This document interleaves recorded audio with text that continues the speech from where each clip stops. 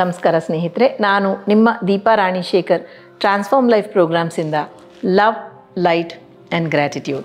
ಹಿಂದಿನ 2 ಎಪಿಸೋಡಲ್ಲಿ angel numbers, repetitive numbers ಬಗ್ಗೆ ಸುಮಾರು ಮಾಹಿತಿನ ನಿಮಗೆ ಕೊಟ್ಟೆ.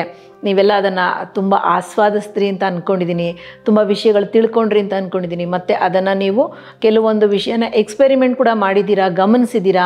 ಅಫರ್ಮೇಷನ್ಸ್ ಎಲ್ಲಿ ಮಾಡಬೇಕು, ಸಕಾರಾತ್ಮಕತೆ ಹೇಗೆ ತರಬೇಕು ಎಲ್ಲ ಮಾಡ್ಕೊಂಡಿದ್ದೀರಾ ಅಂತ ಅಂದ್ಕೊಂಡಿದ್ದೀನಿ. ಎಲ್ರಿಗೂ ಒಳ್ಳೆಯದಾಗಲಿ.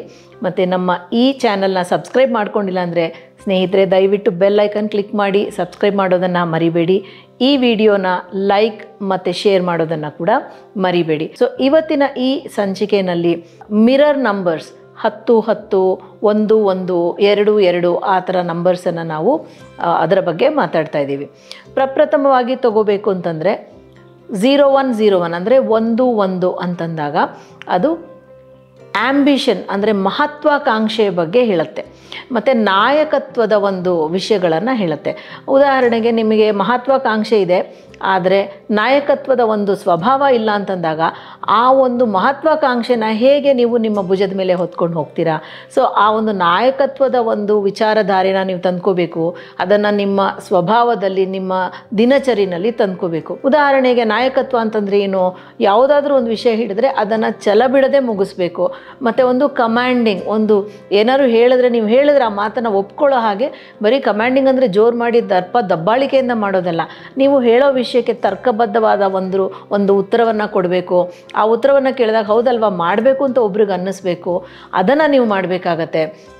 ಮತ್ತು ಆ ಮಹತ್ವಾಕಾಂಕ್ಷೆನ ನೀವು ಮುಂದಕ್ಕೆ ತೊಗೊಂಡು ಹೋಗಬೇಕು. ಸೊ ಈ 1, 1 ಅಂದರೆ ನಿಮಗೆ ಗಡಿಯಾರದಲ್ಲಿರ್ಬೋದು, ಗಾಡಿ ನಂಬರಲ್ಲಿರ್ಬೋದು, ಇನ್ನೆಲ್ಲೋ ಇರ್ಬೋದು, 01, 01, 01, 01 ಅಂತ ಕಂಡಾಗ ನೀವು ಮಹತ್ವಾಕಾಂಕ್ಷೆನ ಮುಂದಕ್ಕೆ ತೊಗೊಂಡು ಹೋಗ್ಬೋದು.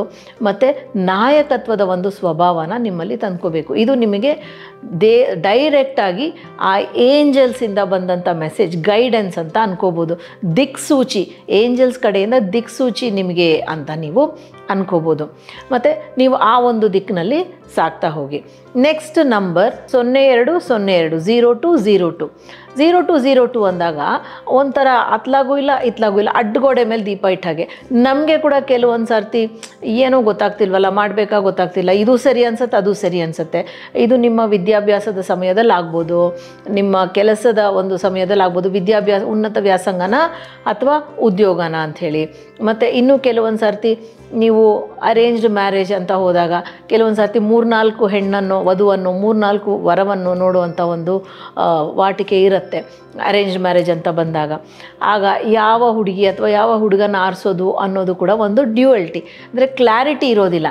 ನಿಮಗೆ ಇದೆ ಅಂತ ಹೇಳಿ ಒಂದು ಮನಸ್ಸಿನಲ್ಲಿ ದೃಢತೆ ಇರೋದಿಲ್ಲ.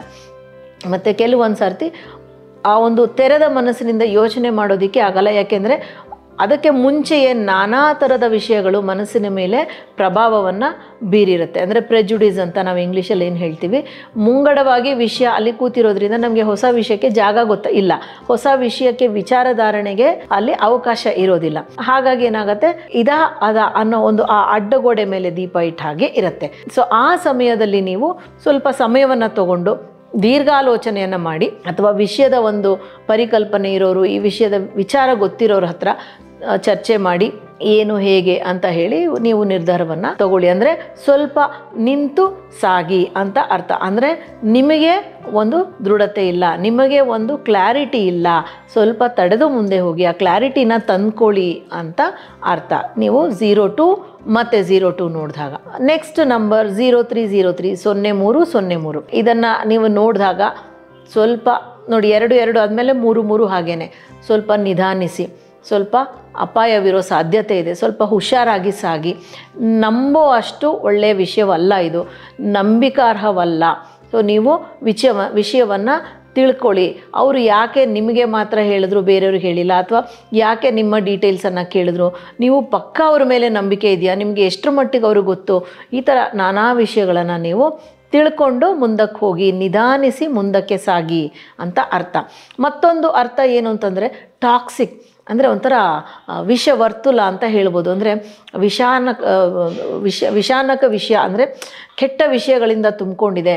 ಅಂದರೆ ಕೆಟ್ಟ ವಿಷಯ ಅಂತಿದ್ದಾಗ ಲೇಟೆಸ್ಟ್ ಆ್ಯಸಿಡ್ ಅಂತಂದಾಗ ಅದನ್ನು ಮುಟ್ಟಿದ್ರೇ ಕೈ ಸುಟ್ಟೋಗತ್ತಲ್ವ.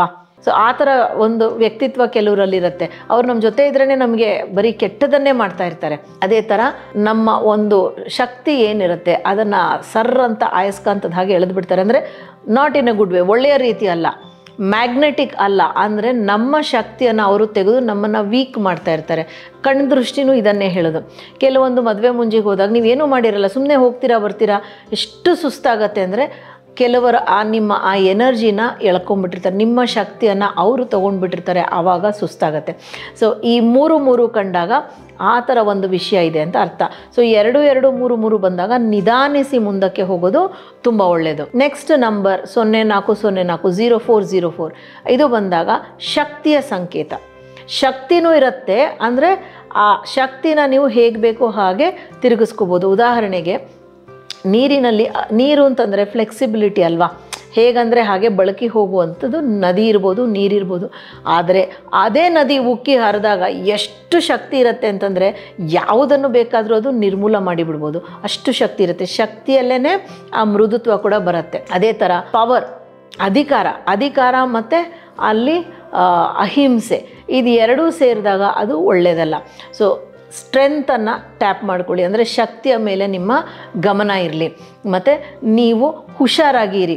ನಿಮ್ಮ ಸುತ್ತ ಏನೋ ಕೆಲವೊಂದು ವಿಚಾರಗಳು ಒಳ್ಳೆಯದಾಗಿ ನಡೀತಾ ಇಲ್ಲ, ನೀವು ಹುಷಾರಾಗಿರಿ, ನಿಮ್ಮ ಹುಷಾರಿನಲ್ಲಿ ನೀವು ಇರಿ ಅಂತ ಅರ್ಥ 0404 ನೋಡಿದಾಗ. ಅದೇ ಥರ ನೆಕ್ಸ್ಟ್ 0505 ನೋಡಿದಾಗ ಪ್ರೀತಿಯ ಸಂಕೇತ. ಪ್ರೀತಿ ನಿಮ್ಮ ಕಡೆ ಬರ್ತಾ ಇದೆ, ಅದು ನಿರ್ಮಲವಾದ ಮೃದುವಾದ ನಿಮ್ಮ ಮನಸ್ಸಿಗೆ ಮುದವನ್ನು ನೀಡುವಂಥ ಪ್ರೀತಿ.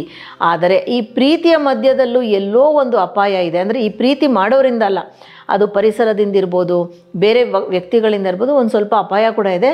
ಸೊ ನೀವು ಜಾಗರೂಕರಾಗಿ ಇರಿ ಅಂತ ಅರ್ಥ. ಸೊ ನೀವು ಗಮನಿಸಿದ್ರೆ ಏನು ಗಮನಿಸಿದ್ರಿ ಸ್ನೇಹಿತರೆ, ನೀವು ಈ ನಂಬರ್ಸ್ ನಾನು ಹೇಳ್ತಾ ಹೋದಾಗ ಏನನ್ನು ಗಮನಿಸಿದ್ದೀರಾ ನೀವು ಕಾಮೆಂಟ್ ಬಾಕ್ಸಲ್ಲಿ ಹೇಳಿ.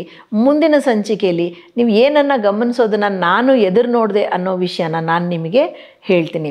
ಅಲ್ಲಿ ತನಕ ಈ ವಿಡಿಯೋನ ಲೈಕ್, ಶೇರ್, ಸಬ್ಸ್ಕ್ರೈಬ್ ಮಾಡೋದನ್ನು ಮರಿಬೇಡಿ. ಮತ್ತು ಉತ್ತರವನ್ನು ಕೂಡ ಕೊಡಿ. ನಿಮ್ಮ ಕ್ವೆಶ್ಚನ್ಸನ್ನು ಕೇಳಿ. ನೆಕ್ಸ್ಟ್ ಬರೋವಂಥ ಸಂಚಿಕೆಯಲ್ಲಿ ನಾನು ಏನು ಕೇಳಿದೆ ಅದಕ್ಕೆ ಉತ್ತರವನ್ನು ನಾನು ಕೊಡ್ತೀನಿ. Thank you so much for joining me. ನಾನು ನಿಮ್ಮ ದೀಪಾ ರಾಣಿ ಶೇಖರ್, ಟ್ರಾನ್ಸ್ಫಾರ್ಮ್ ಲೈಫ್ ಪ್ರೋಗ್ರಾಮ್ಸಿಂದ. Love, light and gratitude.